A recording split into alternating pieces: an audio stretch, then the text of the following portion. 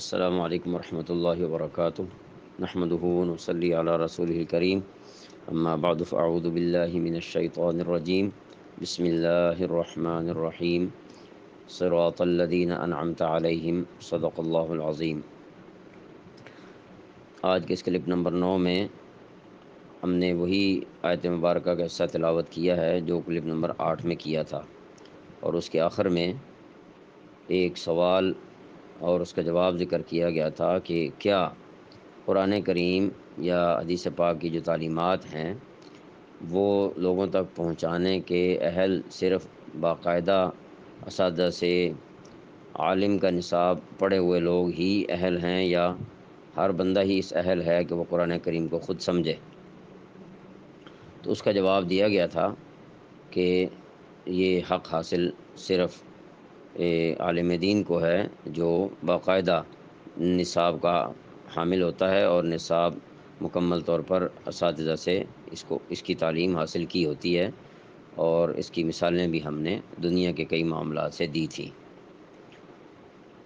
تو جہاں تک تعلق ہے وَلَقَدْ يَسَّرْنَا الْقُرْآنَ لِلذِّكْرِ فَهَلْ مِن مُدَّكِرٍ کی آیت کا، جس کا ذکر ہم نے پچھلے کلپ میں کیا تھا،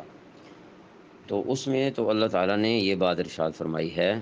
کہ قرآن کریم جو ہے وہ نصیحت کے لیے ہم نے آسان کیا ہے۔ گویا کہ اگر کوئی آدمی قرآن کریم کو غور اور دھیان سے کسی عالم دین سے سن بھی لیتا ہے، یا ان سے سمجھتا ہے، یا ان سے پڑھتا ہے، تو اس سے نصیحت حاصل کرنا آسان ہے۔ اب یہاں یہ سوال ہے کہ کیا وہ خود نہ پڑھے؟ تو اس کا جواب ہم یہ دے سکتے ہیں کہ خود پڑھنا منع نہیں ہے، لیکن یہ ہے کہ کسی مستند عالم دین کی رہنمائی میں منتخب کیا جائے ترجمہ اور مختصر تشریح کو، اور اس کا مطالعہ کیا جائے، اور مطالعہ کے دوران جہاں پر کوئی چیز واضح نہ ہو رہی ہو اس کو کسی استاد سے باقاعدہ طور پر سمجھا جائے، تو یہ طریقہ کار درست ہے۔ لیکن اپنے ہی ذہن سے قرآن کریم کی آیات کے مطالب جو ہے وہ منتخب کرتے رہنا، جیسا کہ آج کل بہت سارے لوگ اس طرح کر رہے ہوتے ہیں، تو اس سے بہرحال بچنا ضروری ہے۔ اس ہمارے پچھلے سوال پر ایک اور سوال بھی آ جاتا ہے، وہ یہ کہ بہت سے لوگ یہ کہتے ہیں کہ علماء میں تو بہت اختلافات ہیں، ہم کہاں جائیں، اور ان میں تو بہت فرقے بنے ہوئے ہیں، کوئی کچھ کہتا ہے اور کوئی کچھ کہتا ہے۔ تو اگر آپ کو ایک بات یاد ہو تو میں نے پیچھے کسی کلپ میں یہ ذکر کیا تھا کہ ایک تو یہ کہ ہمیں یہ کوشش کرنی چاہیے کہ ہم دیانتداری کے ساتھ، اپنی ایمانداری کے ساتھ، اخلاص کے ساتھ یہ دعا اللہ تعالیٰ سے مانگتے رہا کریں، اہدنا الصراط المستقیم، اے اللہ ہمیں سیدھے راستے کی ہدایت فرما۔ اب جب ہم یہ دعا اخلاص سے کریں گے نا، تو اللہ تعالیٰ کی ذات سے یہ ہمیں کبھی امید ہے کہ اللہ تعالیٰ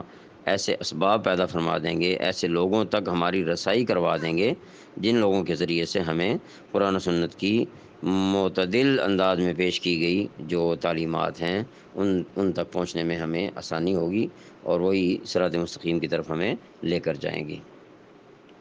تو جہاں تک اس سوال کا تعلق ہے کہ علماء میں اختلافات ہیں تو ہم لوگ کہاں جائیں، تو یہ سوال بھی اتنا مشکل نہیں ہے۔ اگر ہم دیکھیں تو دنیا کے مختلف شعبوں کے اندر ہمیں یہی کچھ نظر آتا ہے۔ مثال کے طور پر ایک ہی مقدمہ میں مختلف وکلاء کے دلائل مختلف ہوتے ہیں، ایک ہی بیماری کے حوالے سے مختلف ڈاکٹروں اور مختلف حکماء کے نسخے جو ہے وہ مختلف ہوتے ہیں، ایک ہی پیمائش کے پلاٹ کے مختلف انجینئرز مختلف نقشے بنا دیتے ہیں، لیکن اس سب کے باوجود کوئی آدمی اس کام کو اپنے ہاتھ میں لینا پسند نہیں کرتا، نہ ہی اپنا مقدمہ خود لڑنا پسند کرتا ہے، اور کسی وکیل پر اعتماد کرتا ہے، اور پھر نہ ہی خود سے اپنا علاج سیلف میڈیکیشن کرنے لگ جاتا ہے کہ جناب چھوڑیں جی ڈاکٹر صاحبان کو، کوئی کچھ کہتا ہے اور کوئی کچھ کہتا ہے۔ اسی طرح انجینئر جو نقشے بناتے ہیں ان کے بارے میں کوئی ایسا نہیں سوچتا، بلکہ کسی پر اعتماد کرتے ہیں۔ تو اعتماد کیے بغیر کام نہیں چلتا ہر اس شخص کا جو خود پڑھا ہوا نہیں ہے۔ ہاں، ایک بندہ خود انجینئر ہے تو اپنے گھر کے نقشہ خود بنا لے، اور ایک اگر خود ڈاکٹر صاحب ہیں یا حکیم صاحب ہیں تو اپنا علاج خود کر لیں، اور ایک خود وکیل صاحب ہیں اپنا مقدمہ خود لڑ لیں۔ اس میں تو کوئی حرج نہیں، لیکن جو دوسری صورت ہے کہ اس کے اندر خود وکیل نہ ہو تو کسی وکیل پر اعتماد کرنا ہوگا، خود ڈاکٹر نہ ہو تو کسی ڈاکٹر پر اعتماد کرنا ہوگا، اور خود انجینئر نہ ہو تو کسی انجینئر پر اعتماد کرنا ہوگا۔ تو بالکل یہی بات یہاں پر ہے کہ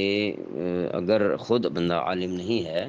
تو کسی عالم کے اوپر اعتماد کرنا ہوگا۔ اب جیسے ہم دنیا کے کاموں کے اندر وکیل اچھا تلاش کرتے ہیں، ڈاکٹر اچھا تلاش کر لیتے ہیں، انجینئر اچھا تلاش کر لیتے ہیں،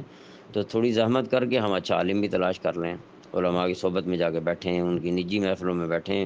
ان کے تقوی پرہیزگاری کا اندازہ ہمیں الحمدللہ خود بخود ہو جائے گا۔ اور جب یہ بات ہو جائے، جب ہمیں اپنا گوہر مل جائے، تو بس اس کے بعد ان پر اعتماد کریں، اور جب ضرورت پڑے ان سے مسئلہ پوچھ کے اس کے مطابق عمل کر لیں، پھر اس کے بعد کسی پریشانی میں پڑنے کی ضرورت نہیں ہے۔ تو لہٰذا جو بات نتیجتاً یہاں سے معلوم ہوئی وہ یہی ہوئی ہے کہ بھلے دین کی تشریحات کے اندر علماء میں اختلاف ہے، اور اگر میں اس پر بات کروں تو یہ بات لمبی ہو جائے گی کہ علماء میں اختلاف جو ہے وہ بعض عبارات جو ہیں وہ سمجھنے میں اختلاف ہو جاتا ہے، اور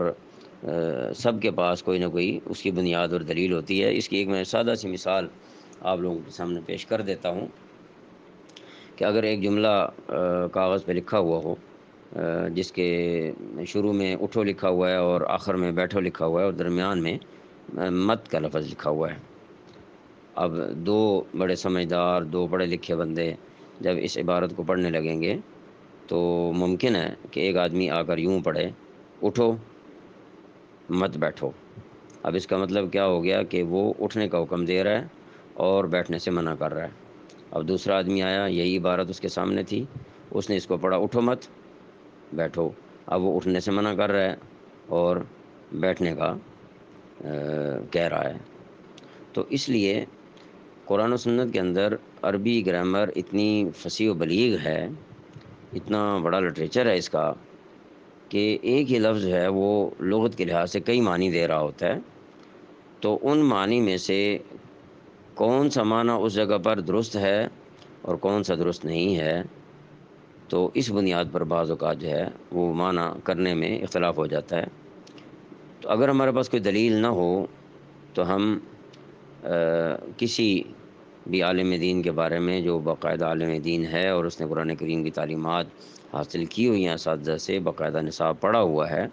تو ہم اگر دلیل ہمارے پاس نہ ہو تو ہم ان کے بارے میں منفی رائے قائم نہ کریں، بلکہ ہم یہ کہہ سکتے ہیں کہ انہوں نے اخلاص کے ساتھ جو ہے اپنی بساط کے مطابق، اپنی طاقت کے مطابق، جس دور میں ان کو جو معلومات میسر آئیں، جو سہولیات میسر آئیں علم کی تلاش میں، انہوں نے ان سب کو حاصل کرتے ہوئے اور اختیار کرتے ہوئے ان معنی کو اختیار کیا ہے۔ ہاں یہ ہے کہ اگر ان معنی میں کوئی ہمیں اختلاف ہو گیا ہے کہ اس دور میں تحقیقات بڑھ گئی ہیں، علم جو ہے وہ ایسے ہو گیا جیسے تھیلی پر سرسوں جمائی جاتی ہے، ایک کلک کے اوپر کلک جو ہے وہ کمپیوٹر میں کریں تو اس کے اوپر سینکڑوں کتابیں ہمارے سامنے آ جاتی ہیں، تحقیق ایک کمرے میں بیٹھ کر ہونا ممکن ہو چکی ہے۔ تو اس وجہ سے بہت ساری چیزیں ایسی لگتی ہیں کہ ان حضرات نے جو لکھی تھی وہ درست نہیں تھیں۔ تو اس کا طریقہ کار یہ ہوتا ہے کہ ان کو ہم برا بھلا کہے بغیر ہم یہ کہہ سکتے ہیں کہ ان صاحب نے جو یہ بات لکھی تھی، یہ بات جو ہے ان دلائل کی روشنی میں درست نہیں ہے جو آج ہمارے سامنے ہیں۔ تو بس اتنی بات کہہ دی جائے، باقی ان کے معاملے کو اللہ تعالیٰ کے سپرد کر دیا جائے۔ تو لہٰذا ہم نتیجہ یہاں سے یہ اخذ کریں گے کہ صرف علماء اکرام کے تشریحات کے اختلاف کو بنیاد بنا کر انسان یہ چیز اپنے ہاتھ میں لے لے کہ میں خود ہی قرآن کریم کو اردو تشریحات سے پڑھ لیتا ہوں، مختلف نسخوں سے پڑھ لیتا ہوں، اور مجھے پھر اس کے اندر فیصلہ کرنے میں اختیار حاصل ہوگا، تو بہرحال یہ بات جو ہے قرآن کریم کے حوالے سے درست نہیں ہوگی۔ کسی استاد سے ہی اس کو پڑھنا، یا کم از کم خود مطالعہ کرنے کے بعد ان سے اس بات کو ذکر کرنا، ڈسکس کر لینا اور سمجھ لینا، بہرحال یہ ضروری ہے، تب بھی یہ چیز سمجھ میں آ سکتی ہے۔ تو اللہ تعالیٰ سے دعا ہے کہ وہ ہمیں قرآن پاک کو اور احادیث مبارکہ کو، دین کی بنیادی تعلیمات کو علماء کرام سے جو باقاعدہ طور پر ان کے عالم ہیں، جو پڑھے ہوئے ہیں، ان کے ذریعے سے اس کو سمجھنے کی توفیق عطا فرمائے۔ اور سمجھنے کے ذرائع دو طرح کے ہو سکتے ہیں، ایک یہ کہ خود آپ سنیں ان کو، اور دوسرا یہ ہے کہ ان کی ریکارڈنگ بھی سن سکتے ہیں، یا ان کی تحریریں بھی پڑھ سکتے ہیں جیسے تفاسیر وغیرہ ہیں، لیکن پھر بھی ان کو کسی جید عالم کے ساتھ مشورہ کرتے رہنا، جہاں پر کوئی بات واضح نہ ہو اس کو ان سے واضح کروانا، یہ بہرحال قرآن کریم سمجھنے کے حوالے سے ضروری ہے۔ تو اللہ تعالی ہمیں سمجھنے اور عمل کرنے کی توفیق عطا فرمائے۔ وما علینا الا البلاغ المبین۔